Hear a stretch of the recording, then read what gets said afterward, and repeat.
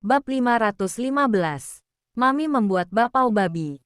Dan juga kue beras ketan. Benar-benar enak.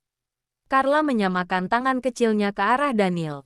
Suara kekanak-kanakan itu menjelajah. Cepat turun. Jangan mendesaknya. Mami masih belum selesai menggoreng mie. Tracy meletakkan seporsi salad buah di meja. Lalu mendongakkan kepala dan tersenyum pada Daniel. Cepat ganti baju. Ya. Daniel menganggukkan kepala sambil tersenyum. Ia merasa tidak pernah melalui pagi seindah ini. Bagus sekali. Daniel tak bisa menahan diri untuk mengeluh ketika melihat pemandangan pagi ini. Mungkin kehidupan seperti ini biasa saja bagi orang biasa. Tetapi bagi Tuan Daniel ini adalah satu-satunya bagian yang hilang dari kehidupannya sejak kecil hingga besar. Sekarang akhirnya dia kembali. Wajahnya menunjukkan senyuman hangat yang tak pernah terlihat sebelumnya. Daniel mengganti baju, lalu turun ke bawah. Tracy sudah menyiapkan mie goreng di atas meja.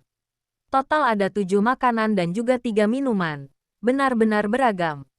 Carlos sedang membantu menyiapkan alat makan. Ia mengaturnya dengan handal. Kami bertiga duduk sebaris. Paman Daniel dan Mami duduk sebaris. Rosie duduk di ujung. Terima kasih Kak Carlos. Carla dibantu oleh perawat duduk di kursi yang tinggi. Lalu ia mulai memakai serbet. Kedua mata Charles berbinar-binar. Air liurnya mengalir. Ia mengulurkan tangan tak sabar. Wah, sarapan pagi ini banyak sekali. Kelihatannya enak. Aku sudah tak sabar menunggu. Rosie duduk di ujung menatap makanan burung beo di hadapannya. Menatap lagi sarapan yang beragam di depannya. Ia menggeser piring makanan burung beo dengan tidak senang. Mengepakkan sayap sambil berseru. Mau makan. Mau makan. Jangan berisik. Carla mengernyitkan kening. Lalu menyorotnya dengan galak. Kamu tidak bisa makan makanan ini. Hanya bisa makan makanan burung. Mengerti? Tidak mau. Tidak mau. Rosie mulai kesal. Ia mengepakkan sayap terbang mendekat. Tidak boleh. Carla lekas menggunakan tangan gemuknya. Melindungi makanan di hadapannya dan berteriak dengan tergesa-gesa. Kak Carlos. Kak Charles. Rosie ingin merebut makanan. Rosie cepat kembali ke tempat dudukmu. Charles segera mengernyitkan keningnya. Ia menggunakan pisau makan untuk mengancamnya. Kalau tidak, aku akan mengurungmu di dalam sangkar. Tidak mau. Tidak mau. Rosie menangis sedih. Ia berhenti tak jauh dari mereka. Lalu menatap memelas makanan-makanan itu. Dia tidak rela pergi. Sudah. Nanti aku berikan kacangnya. Carlos membujuknya dengan tenang. Cepat kembali. Rosie, kacangmu sudah tiba.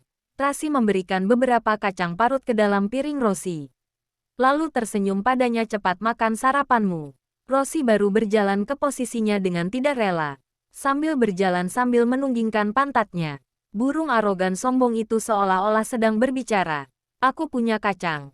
Tidak akan berbagi dengan kalian. Temperamen burung beo ini tinggi juga. Daniel melihat adegan ini. Ketika berada di tangga spiral, ia merasa sangat menarik. Meski agak berbisik, tetapi kehidupan seperti ini baru memenuhi kebahagiaan dan kehangatan. Paman Daniel namanya Rosie. Carlos selesai menyiapkan alat makan, lalu berjinjit dan naik ke kursinya sendiri. Mengenakan serbet untuk dirinya sendiri dengan elegan. Kenapa disebut Rosie? Daniel memandang dengan akrab. Karena itu di urutan keempat. Charles besar kepala menjelaskan dengan serius. Kami ada anak pertama, anak kedua, anak ketiga.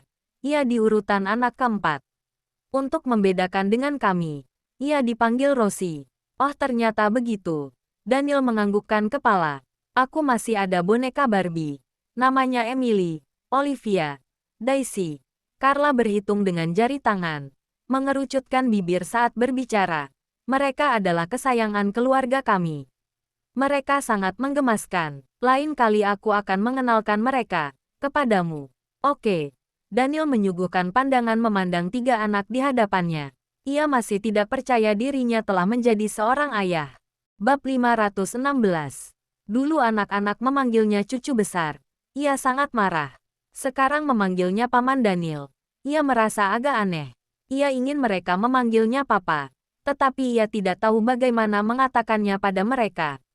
Mungkin seharusnya saling mengakrabkan dulu hubungan ayah dan anak ini. Ayo sarapan. Tracy meletakkan kopi hitam yang baru digiling di hadapan Daniel. Terima kasih. Daniel menyesap seteguk kopi, lalu memandang anak-anak. Ia bertanya dengan hati-hati, bagaimana jika aku mengantarkan kalian ke sekolah? Benarkah? Carla gembira. Wajah cantik lembut itu menyunggingkan senyuman lebar. Bagus sekali. Aku setuju. Aku juga setuju. Charles mengangkat tangannya dan berkata dengan semangat. Biasanya ketika Mami sibuk, tidak ada waktu mengantarkan kami ke sekolah. Aku selalu iri setiap kali melihat teman-teman diantar oleh ayah dan ibu mereka. Tracy merasa bersalah ketika mendengar ucapannya. Ia memang jarang mengantar anaknya ke sekolah.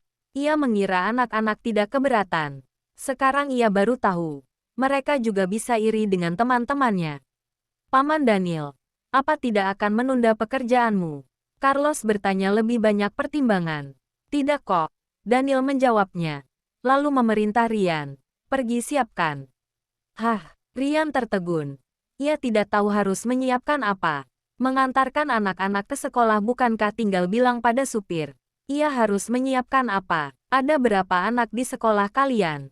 Daniel minum kopi sambil mengobrol dengan anak-anak. Hah, pertanyaan ini sangat susah ya. Carla memainkan kuncir rambutnya. Mengerucutkan bibir. Berpikir keras. Tetapi ia tidak bisa menemukan jawabannya. Kami hanya tahu kelas kami ada 19 anak. Charles menelan sedikit bapau babi. Berbicara dengan mulut berminyak. Awalnya ada 20 orang. Tapi sejak Christian pindah sekolah, tersisa 19 anak. Oh, Daniel menganggukkan kepala. Aku tahu. Carlos minum seteguk jus, lalu menghitung dengan jari tangannya. Taman kanak-kanak terbagi atas kelas kecil, kelas sedang, kelas besar, dan prasekolah total ada 4 tingkat. Setiap tingkat ada 7 kelas. Satu kelas ada 20 orang. Maka totalnya ada 560 murid. Setelah berhenti sejenak ia menambahkan lagi. Lalu setiap kelas ada 5 guru. Maka total guru adalah 140 orang. Kamu sungguh pintar. Daniel sangat terkejut dan sangat senang. Anak ini tidak hanya ber-EQ tinggi. Pemikiran logisnya juga kuat. Berhitung pun lancar. Anak 3,5 tahun dapat menganalisis berhitung. Terampil, dan lancar. Benar-benar berbakat. Pantas disebut sebagai anak Daniel Wallens. Terima kasih. Carlos mengapresiasi pujiannya. Lalu bertanya dengan tenang. Untuk apa Paman Daniel menanyakan hal ini? Karena paman bodoh di belakangku itu. Tidak tahu harus mempersiapkan apa. Daniel melirik Rian dengan dingin. Sudah paham. Sudah paham. Rian lekas menganggukkan kepala. Ia sekarang sudah paham. Apa maksud Daniel? Sekarang juga segera aku siapkan. Ia memberi hormat kepada tuan besar dan tuan kecil di hadapannya. Lalu buru-buru pergi. Apa yang terjadi? Tracy bingung. Kamu tidak usah memedulikannya. Daniel memberikannya sebuah bapau babi. Hari ini, kamu istirahat di rumah. Setelah 2 hari nanti kamu membaik. Aku akan membawa kalian keluar jalan-jalan. Iya. Tracy menganggukkan kepala dan tersenyum. Ia sama sekali tidak tahu. Daniel ternyata punya sisi perhatian dan bisa selembut ini. Ia mengobrol dengan anak-anak dan menemani anak-anak ke sekolah. Semuanya telah disiapkan dengan baik. Ia sama sekali tidak perlu mengkhawatirkannya. Selain matematika dan logika, kamu menyukai apa? Daniel lanjut mengobrol dengan Carlos. Teknologi. Carlos sedang mengaduk bubur sayur di mangkoknya. Aku suka memainkan produk elektronik. Kakek memberiku sebuah laptop, agar orang asing itu dapat mengajariku bahasa Inggris dan pengetahuan sederhana. Sederhana. Daniel menaikkan alisnya. Benar sekali. Saat baru mulai di awal aku merasa hal yang diajarkannya menarik. Kemudian aku merasa hal yang diajarkannya terlalu sederhana. Aku selalu mengantuk belajar di kelasnya. Carlos menguap dengan ekspresi lelah di wajahnya. Jangan lupa like, komen, and subscribe ya. Terima kasih. Tunggu terus kelanjutannya.